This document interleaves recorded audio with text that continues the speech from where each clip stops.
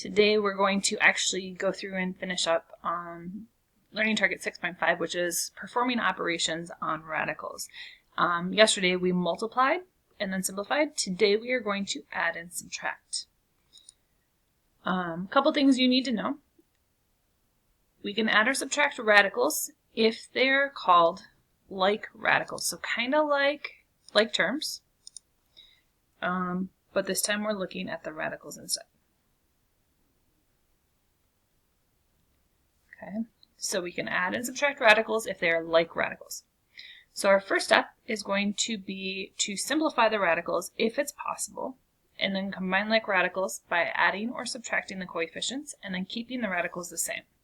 So for this first example here, notice that we have the square root of 5 for each of those. That means they're like radicals. If I could simplify that, I would need to, but we can't actually break down 5 since it's prime. So we are going to just go ahead and combine these together. I'm going to take 3 and add 2. So 3 plus 2 gives me 5, and that square root 5 just comes along for the ride. So my answer for this is 5 square roots of 5. So I'm going to do a couple more like that. These have 3 terms in them. We are going to combine like radicals. So notice in this first problem, this first term here has the square root of 3, but the second term has a square root of 6, so I can't combine those two together. The last term has a square root of 3 though. I'm going to add that 1 in there just like I did when we had like terms for variables. And we are going to go ahead and take our 3, and then we are going to subtract 1, because those are the terms that had our like radicals. So 3 minus 1 is 2, and the square root 3 comes along. And then since that 2 square root of 6 doesn't have anything to combine with it, we're going to leave it. Okay? Now, one thing I do want you to check and make sure of is that you can't break this down at all anymore. So 6 breaks down to 2 times 3, which I can't simplify. 3 breaks down to 3 times 1, which I can't simplify. So I am actually finished. I can't do anything else with this. But always go back and make sure you've simplified as much as you can. Okay, so the second one here, we are going to look for our like terms, or our like radicals. So this time I have a negative 1 square root of 5, and then I have a negative 3 square root of 5, but I can't combine that square root of 6 since it's not the same. So negative 1 minus 3 gives me negative 4 square roots of 5, and then that 2 square root 6 just comes down. Okay, again, check to see if you can simplify. So 5 is prime, can't break it down. And we just said that we can't break down 6 at all, because 6 is 2 times 3. Those are both prime. Okay, so that's the first type of problem. Combine your like radicals. Anything that isn't a like radical just comes along for the ride. Okay, just bring it down, and you're good. Now, for some of these, you're going to be given radicals that aren't the same. Or they are the same, but you need to simplify.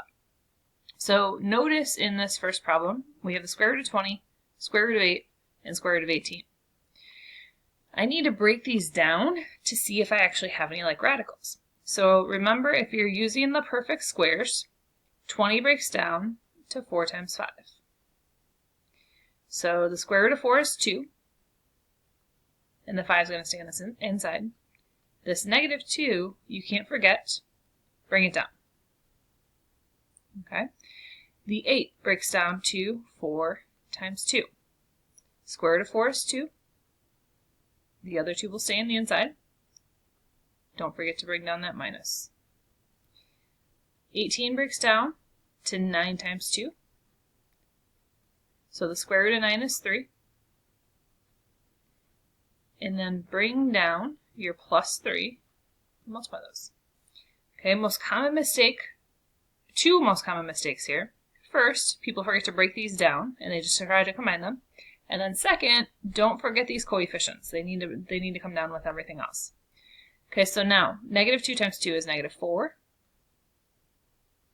square root of 5. And then I have my minus 2 square root of 2.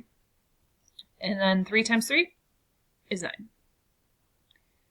So, my like radicals are right here. Negative 2 plus 9 gives me 7 square roots of 2. And then that negative 4 square root of 5 just comes down. Check to see if you can simplify anything. 5 is prime, 2 is prime, so we're done. This is our final answer. Okay. In this next one, you're going to notice that I can actually combine these two together right away if I want. Okay, so if I bring down my 3 square root of 2, negative 1 plus 3 gives me a positive 2 square root of 20. Can't combine these two together because they're not like radicals, but I do know that I can break down 20. Okay, 20 is the same as 4 times 5. So the square root of 4 is 2. The 5 is going to stay on the inside. Don't forget to bring down that plus 2 and the 3 square root of 2 out front. So if I multiply that, I get 2 times 2, which is 4 square root of 5. And then I have my 3 square root of 2.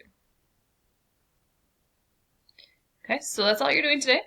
Go ahead and do the 4 practice problems on the next slide. And when you are finished, have those checked. And then you'll get your homework. This is the last target for today, for this unit. So tomorrow, we're going to go through your homework.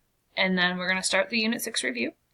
And on Friday, we'll have our test. One thing I do want you to know is you get to use a note card on your test. So just to let you know ahead of time, you do get to use a note card. We will talk about that on Wednesday. So we'll work on making that Wednesday and Thursday, and then bring it with you for your test on Friday.